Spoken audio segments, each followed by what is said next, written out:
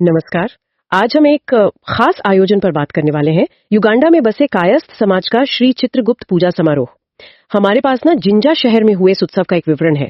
लगता है वहीं के किसी प्रतिभागी ने या शायद आयोजक ने ही साझा किया है। हाँ। तो आज हम सिर्फ ये नहीं देखेंगे कि हुआ क्या, बल्कि ये समझने की कोशिश करेंगे कि भाई भारत से इतनी दूर युगांडा जैसे देश में इस तरह के आयोजन के मायने क्या हैं? मतलब एक समुदाय के लिए इसकी क्या अहमियत हो सकती है? बिल्कुल बिल्कुल। और ये जो विवरण है इसके जरिए हम कोशिश करेंगे युगांडा में कायस्थ समुदाय की जो सांस्कृतिक पहचान है, उनकी एकता है, उनके सामुदायिक जीवन की एक झलक पाने की, समझने की कोशिश करेंगे कि कैसे ये सब उन्हें अपनी जड़ों से जुड़े रखता है, खासकर जब वो अपनी मातृभूमि से मतलब इतनी दूर है। तो इस विवरण में क्या बताया गया है? लिखा है कि जिंजा के एसटीएम मंदिर में शाम 7 बजे श्री चित्रगुप्त पूजा शुरू हुई और करीब 1.5 घंटे चली।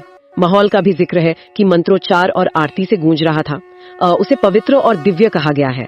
मतलब विदेश में ऐसा माहौल बनाना ये भी तो एक बात है। हाँ, निश्चित रूप से। देखिए, श्री चित्रगुप्त जो हैं वो कायस्थ समुदाय के आराध्य देव हैं, और जब कोई समुदाय अपनी जड़ों से दूर होता है तो ऐसे धार्मिक आयोजन वो सिर्फ एक रस्म अदायगी नहीं रह जाते हैं।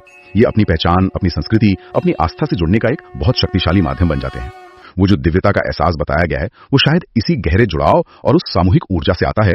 जब एक जैसी आस्था, एक जैसी विरासत वाले लोग एक साथ आते हैं ना, तो वो माहौल बनता है। ये सिर्फ पूजा नहीं, ये एक तरह से अपनी पहचान का उत्सव है। और पूजा के ठीक बाद रात 8 बजे से 10:30 बजे तक एक बड़ा सामूहिक भंडारा भी हुआ, जिसमें करीब 600-700 लोग थे।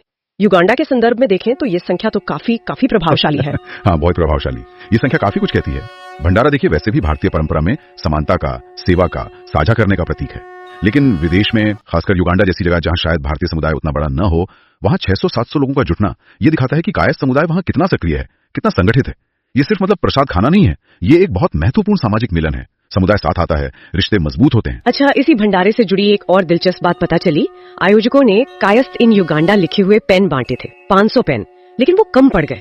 बताया गया कि करीब 200 पेन और चाहिए थे। ये तो बड़ी बात है। हाँ, ये रोचक है, बहुत रोचक।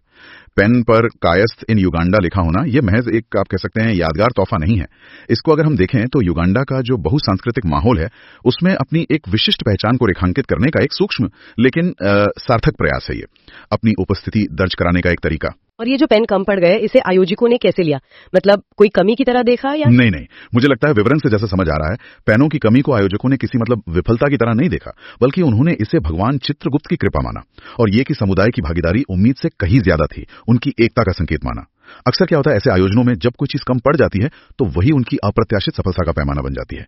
ये दिखाता है कि समुदाय में उत्साह कितना था, जुड़ाव कितना गहरा था। विवरण में मंदिर के अंदर की खचाखच भीड़ का भी जिक्र है और बाहर गाड़ियों की लंबी कतारें थीं। और एक खास बात लिखी है कि हर चेहरे पर श्रद्धा और भक्ति तो थी ही, साथ में एक संतोष का भाव था। ये संतोष कैसा रहा होगा? क्या मतलब है इसका? ये एक अहम सवाल है। ये संतोष क्या सिर्फ पूजा ठीक से हो गई इसका था, या कुछ और था? मुझे लगता है शायद ये अपने समुदाय के बीच होने का, अपनी सांस्कृतिक जड़ों से इतने दूर रहकर भी दोबारा जुड़ने का और एक साझा पहचान का हिस्सा होने का वो गहरा संतोष था। परदेश में रहते हुए ये जो अपनेपन का एहसास होता ना, ये सामूहिक अनुभव, ये भावनात्मक रूप से बहुत ताकत देता है। तो ये आयोजन सिर्फ धार्मिक नहीं रहा, ये एक बड़ा सामाजिक और सांस्कृतिक उत्सव बन गया, समुदाय की एकता, सहयोग, अपनेपन का प्रतीक। और ये दुनिया भर में जो प्रवासी भारतीय समुदाय है ना, उनके अनुभव से काफी मिलता जुलता है, जहां ऐसे आयोजन रिश्ते बनाने, नेटवर्क बनाने और जिसे हम अकादमिक भाषा में सामाजिक पूंजी या सोशल कैपिटल कहते हैं, उसे बनाने का एक माध्यम बनते हैं। मतलब वो आपसी भरोसा, वो सहयोग का ताना बाना जो मुश्किल वक्त में काम आता है। तो कुल मिला के ये जो तस्वीर उभर रही है वो युगांडा में एक जीवंत, एक मजबूती से जुड़े हुए कायस्थ समुदाय की है। ऐसा समुदाय जो अपनी सांस्कृतिक और धार्मिक पहचान को न सिर्फ बचा रहा है, बल्कि उसे सक्रिय रूप से जी रहा है, उसे अभिव्यक्त कर रहा है। बिल्कुल, एकदम सही कहा आपने। और ज्यादा श्रोताओं के लिए एक विचार छोड़ जाते हैं। ये जो कायस्थ युगांडा लिखे पेन बांटने का जिक्र आया था, क्या ये सिर्फ एक यादगार भेंट थी, एक टोकन था, या फिर युगांडा जैसे विविधतापूर्ण देश में अपनी सामुदायिक पहचान को और मुखरता से और स्पष्ट रूप से स्थापित करने का, उसका जश्न मनाने का और समुदाय के भीतर उस पहचान को और गहरा करने का एक सोचा समझा कदम था? इसके पीछे की मंशा क्या हो सकती है और इसके संभावित दूरगामी प्रभाव क्या हो सकते हैं, इस पर सोचिएगा जरूर।